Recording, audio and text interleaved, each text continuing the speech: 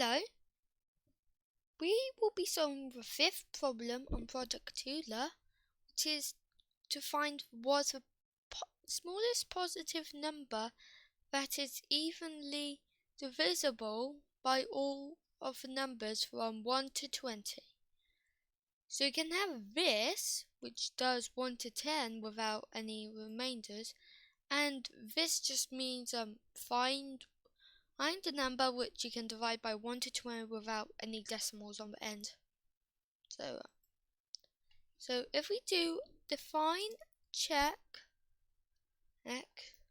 with an input, we're gonna be using a function to check it. I have tested this and the solution works not ultrasonically. This is even challenging for computers. Well, unfortunately, fortunately, it only lasts, under a minute, really.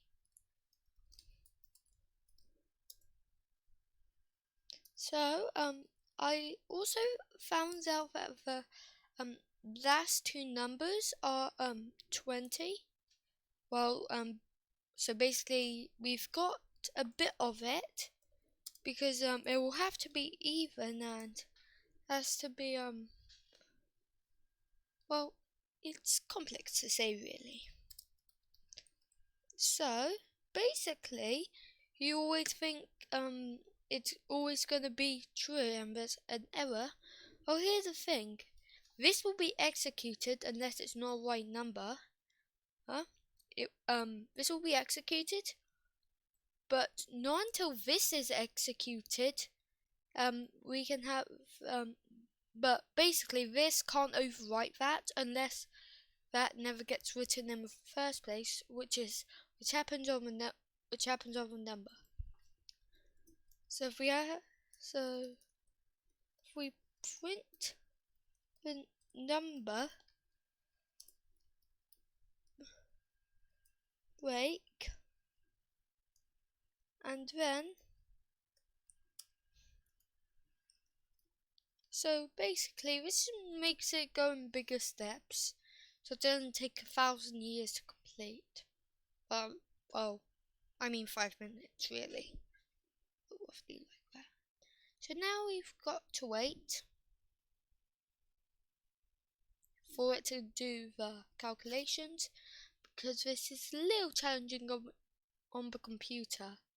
Also, don't try to do printing over every single number, because that'll slow it down like majorly, and you'll probably have to wait like a long time, several hours and hours, maybe even days. So we've got our answer here, which is 232,792,560, and now we have completed Project Euler 5. Problem 5. Let's try and run that again. And now that I have a count, I'll try going and typing in the answer to check if it's correct.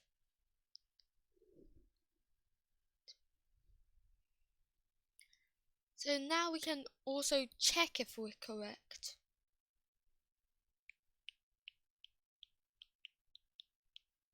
Now we've got the answer. Now if we do copy and paste, and then we go over here, and now if we check it, hopefully this should be working.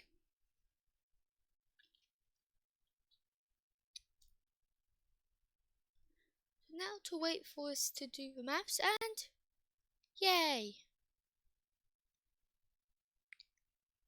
And we solved this. So yeah.